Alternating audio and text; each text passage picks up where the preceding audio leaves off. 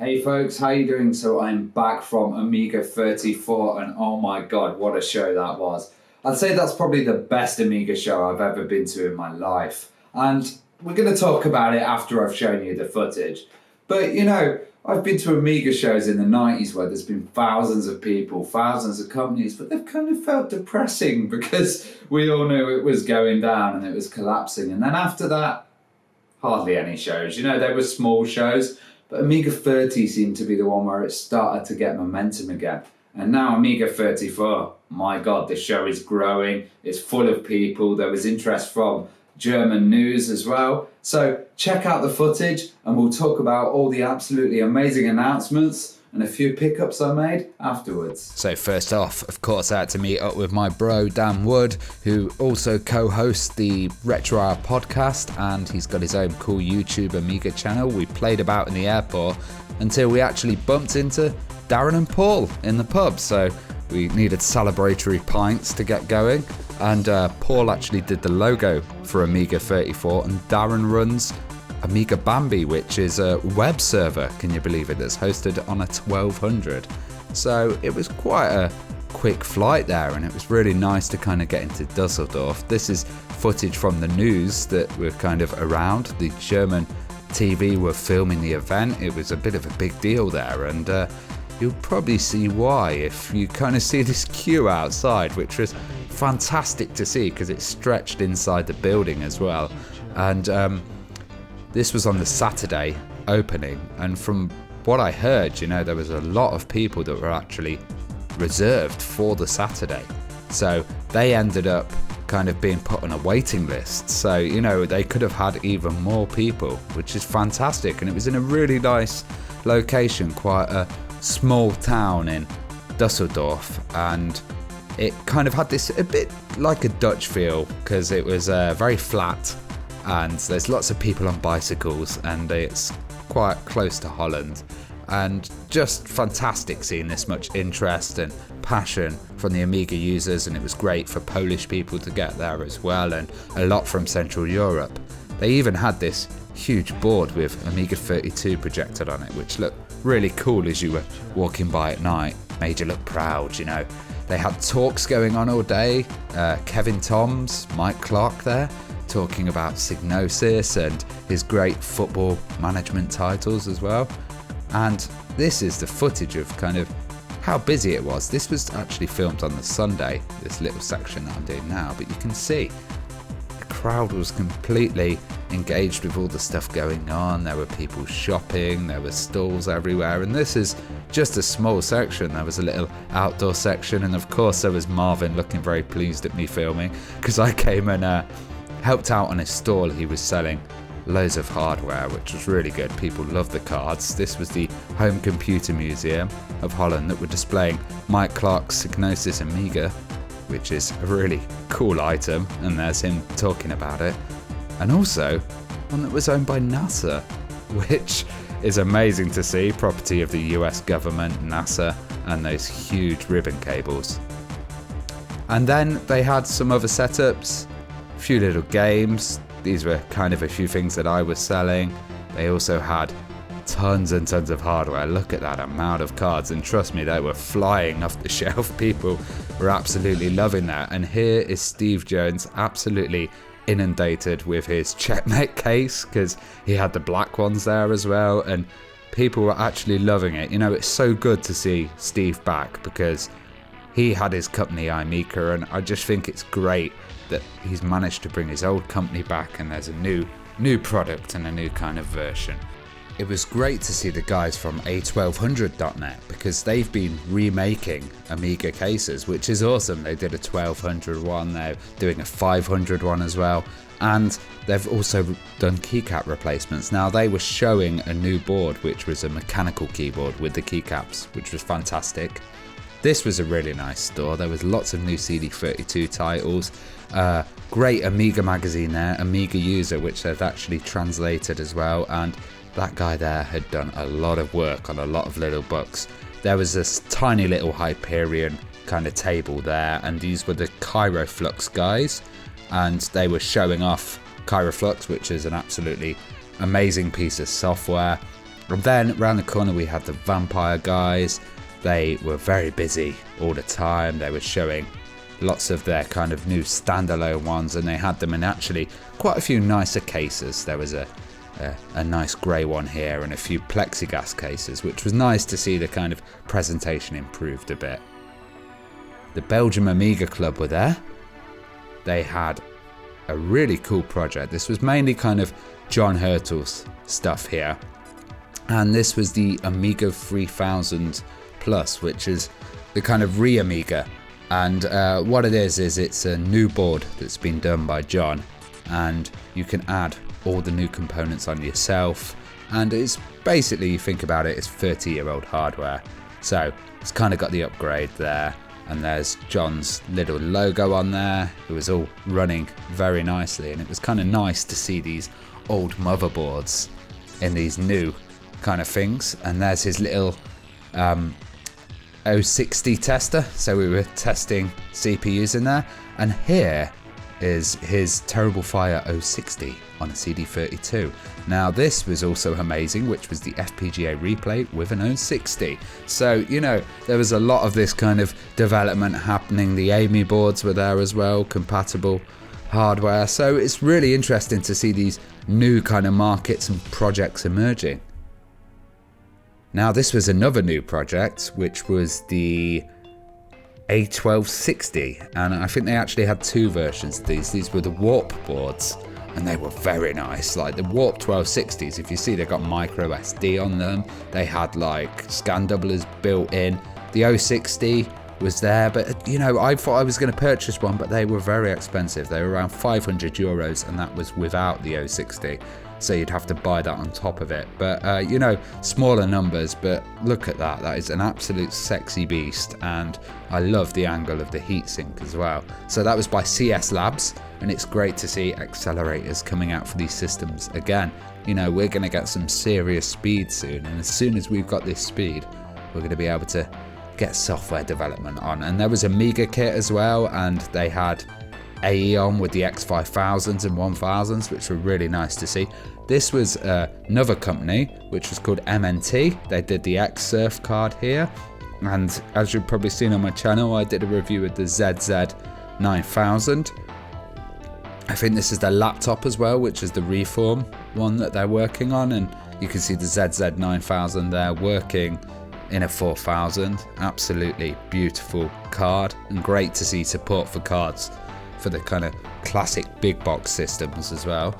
And then we had a nice meal, and it was kind of a German traditional drinking Bavarian session. It was really good fun, and you know, everybody had a big meal, big load of pints, and then strangely we realised it was Oktoberfest. So we ended up going outside, and it was this crazy Oktoberfest party where all the local Germans were dressed up in lederhosen as maidens, and there was barrels of beer everywhere. It was really good fun actually, and it kind of worked, even though, as you can see, as Amiga nerds are really no good at dancing.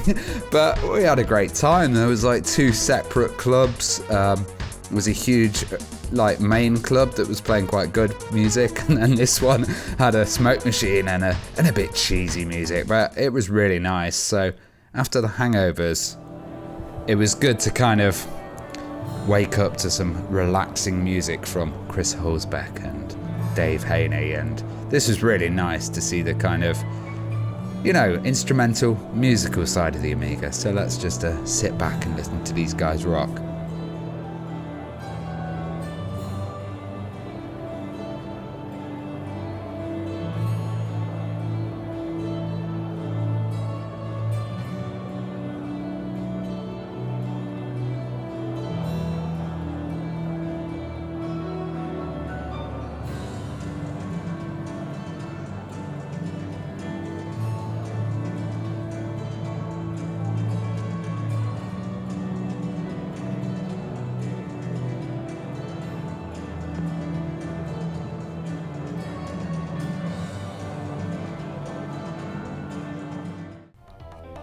Now, the final thing that happened on the Sunday were talks and announcements, and these were great because, as you can see, Hyperion are in the audience. Mike was talking, Hyperion were talking, Aeon, and it pretty much cleared the whole venue out. Everybody went to see these talks and announcements, and the best thing about it was they were being really open and frank with people. Philip Lang came up and asked Mike some great questions, and there was a back and forth. It was really good to see this kind of openness and just not pipe dreams being sent out. Now, this show was absolutely fantastic, and it's because, as I explained, there's momentum in the Amiga scene, and it's interesting. After Amiga 30, it seemed to be the kind of changing point. 30 years after the machine came out, we had RJ Michael, Dave Haney coming over to Amsterdam for the Amiga 30 show, original engineer, and you've got the guy who created Intuition there. Also, you have David Pleasance as well, and he'd not come out to an Amiga event for years, and 30 was the first time he came out. So then it changed a bit. Amiga 32 was in Germany. That was a popular event. It was very good, but there wasn't that much available to buy. And oh my God, now the amount of stuff, I've got a huge list here that I'm going to go through, and the amount of stuff that's absolutely available to buy now is fantastic. The amount of trade that was happening and just the friendliness was great. I'd say it was a very unifying event. It felt like there was no beef, there was no kind of problem with anyone. You see a lot of these people arguing on the internet forums and stuff. In real life, everybody was completely fine with each other. It's great. There was a few people walking around with faces like smacked arses, but there usually is. And I'd say the great thing is everybody could see a positive future, when before it's always been a bit confused. People have, which direction should we follow? But to be honest, I think it doesn't matter. It's just the community is growing at the moment. And that's the first thing I want to talk about. They had this meeting on Friday. Now, this meeting was held with David Pleasance and also a lot of the Amiga company heads. Mike Battilana was invited. Unlike it's said online by some people. And, the idea of this wasn't to decide, right, we're going to go PowerPC, we're going to go Vampire, we're going to go Classic. No, it was to decide the kind of how we can help the community grow, how, I wasn't in it, by the way, but how we can, this is what I heard, but how we can kind of help the community grow, how we can free up the Amiga name, how we can free up the rights. Because if you think about it, lots of developments could have happened, but they've always had to skirt around certain things. They've always kind of stagnated for a long time due to huge legal battles. And I'd say one of the greatest results out of this is that the court case between Hyperion and Calanto has actually been put on pause for 6 months so that they could reach a settlement. The judge put it on pause, and that was pretty much very close to the Amiga event. So I do think, positive things are happening. There's positive talk out there, and people want to grow this community. They don't want to keep it closed off. And I think, there's lots of communities out there, kind of the Spectrum community with the Spectrum Next. There's a lot of growing in the Abstract community, but I can't see any other community having this much hardware for a computer that's kind of dead. But it refuses to die. It's just absolutely fantastic. So let's talk about the hardware. Now, of course, the Vampire was the FPGA implementation of the Amiga, and they were quite expensive if you think about it, about €500. But, they sold 34 of them. So that's about 24k euros in a day, which is absolutely insane if you think about it. And the Germans absolutely lapped it up, because I always realise this when you go to Germany, the Amiga scene is very hardware based. They absolutely love hardware. They're displaying all the beautiful hardware kind of machines. So it was really good to see that flying off the shelves. And, I think that encouraged a lot of people. And also I hope that it will help them reduce the price in the future. And maybe then they can invest in ASICs or something and create that. So that's one path, this new FPGA market that's developing, which is fantastic. That didn't exist a few years ago. There was just the Mini-MIG, from what I remember. Now, there's also Amiga OS. So Hyperion showed Amiga OS 3.2 beta. Now that was really nice to see that running, because I know there was 3.1.4. Seems like they're doing updates. There was a nice new icon set on there as well. So that was really interesting to see Hyperion demonstrating that. They also came and did a talk as well, and we had a nice drink with Ben as well, till very late in the hotel bar.